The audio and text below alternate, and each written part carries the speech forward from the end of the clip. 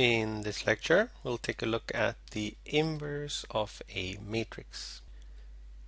First, let's review what we mean by the inverse of a number. By the inverse of a number such as 4, we simply mean 1 divided by that. So 1 over 4 is the inverse of 4. The inverse of 3 over 4, for example, is 1 over 3 over 4, so it's 4 over 3. And in general, for a number a different from 0, the inverse of a is 1 over a. So the characteristic property of the inverse is then the following. We say that b is the inverse of a if a times b is equal to 1. Obviously, if b is the inverse of a, then a is also the inverse of b. A few things that we note about inverse of numbers. First, you cannot do the inverse of every number. The inverse of the number 0 is not defined simply because 1 over 0 is undefined. Second, if I look at the inverse of a number such as 4, I get 1 over 4. And if I do the inverse of that, I get 1 over 4. And that's 4. So doing the inverse of the inverse takes you back to the number you began with. The important property is this one.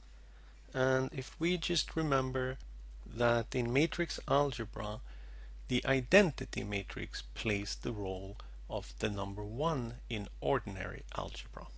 So translating this result to matrix algebra, we simply say that if I have a square matrix A, n by n, and a square matrix B, n by n, and the product of those two matrices is equal to the identity matrix. Both ways, that is, A times B is equal to the identity matrix, and B times A is equal to the identity matrix.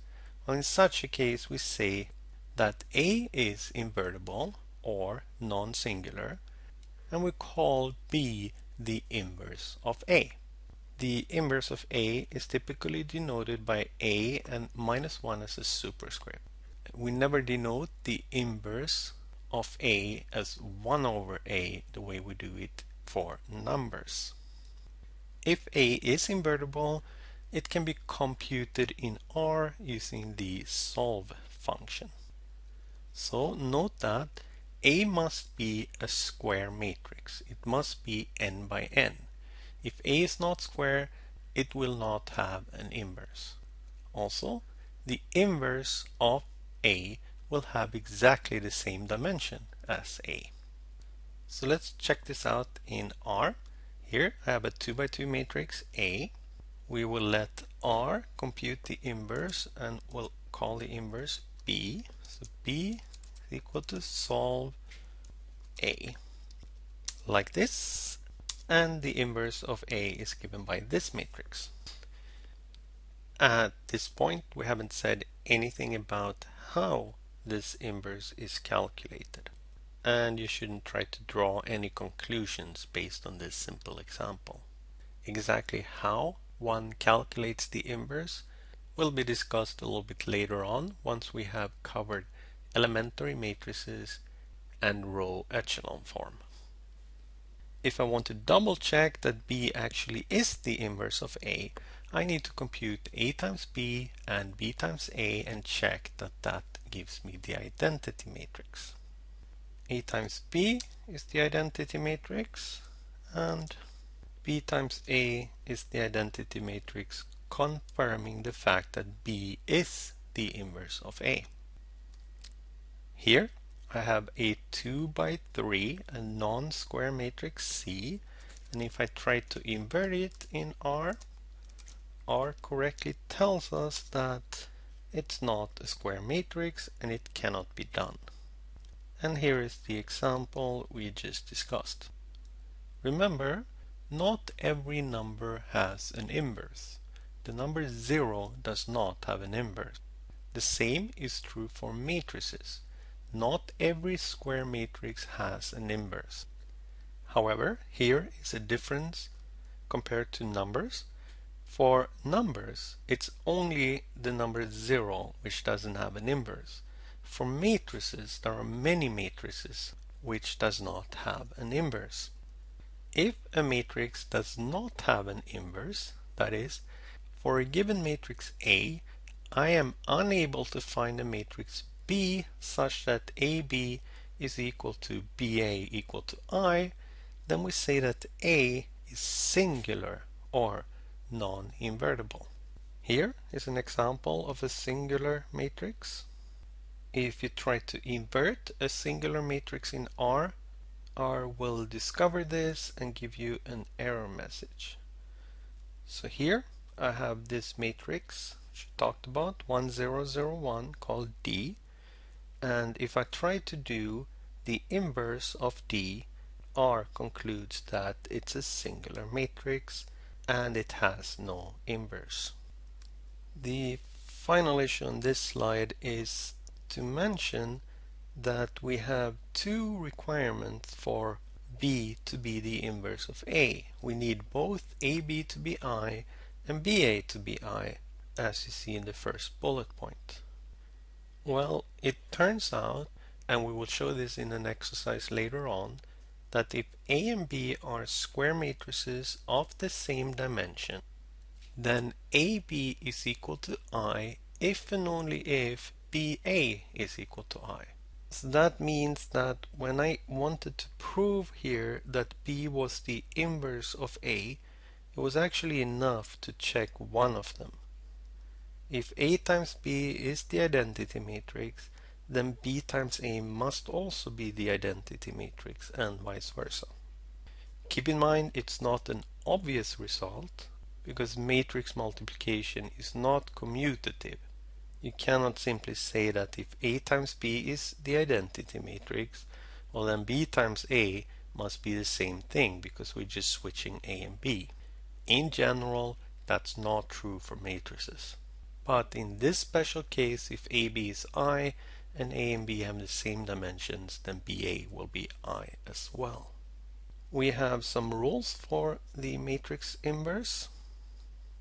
So in this slide, A and B are n by n square matrices, that is, they have the same dimension, and alpha is just a scalar. The proofs of these rules are actually fairly simple, really follow from the definition, and they are done as exercises later on. The first result is that a square matrix can have at most one inverse. It's possible that A does not have an inverse, but if A has an inverse such that AB is equal to I, then you will not be able to find a matrix C which is different from B, also satisfying the criteria of being the inverse of A. And so we can confidently speak of the inverse of A when it exists. Next, if A is invertible, then A inverse will necessarily be invertible, and the inverse of the inverse is the same as A. This is precisely the same result that we have for numbers. We can check this. I have these matrices A and B, where B was the inverse of A. Now if I do the inverse of B, that is, I'm doing the inverse of the inverse, I'll get back A, like this. Next, if you do the inverse of a scalar times a matrix, the result will be the inverse of the scalar times the inverse of the matrix. For example, the inverse of 5 times A is the same as the inverse of A divided by 5. Here is the inverse of 5 times A, and here is the inverse of A divided by 5, and it's the same. We have a matrix rule for the transpose of a matrix, which says that the inverse of the transpose is equal to the transpose of the inverse. That is, we can switch these operations on matrices, transpose and inverse. Here is the inverse of the transpose, the left-hand side, and here is the transpose of the inverse, and they are the same. Finally, probably the most important inverse rule, and it says the following. If A and B are both invertible and have the same dimension, then the product must be invertible. Further, the inverse of this product is equal to the inverse of B multiplied by the inverse of A. So pay careful attention to the order here. A comes before B to the left, while B inverse comes before A inverse to the right. If you have memorized the formula for the transpose of a product, this one is easy to remember because it's very similar. That rule said that the transpose of A times B was equal to B transpose multiplied by A transpose, reversing A and B in the same way as for inverses. So let's check this as well. Here I have two matrices, and if I do the inverse of the product like this, and then I do B inverse multiplied by A inverse like this, I get the same result. Note that this is not the same thing as A inverse multiplied by B inverse. If I compute this product, I get a different matrix. Try proving these results or check out the exercises.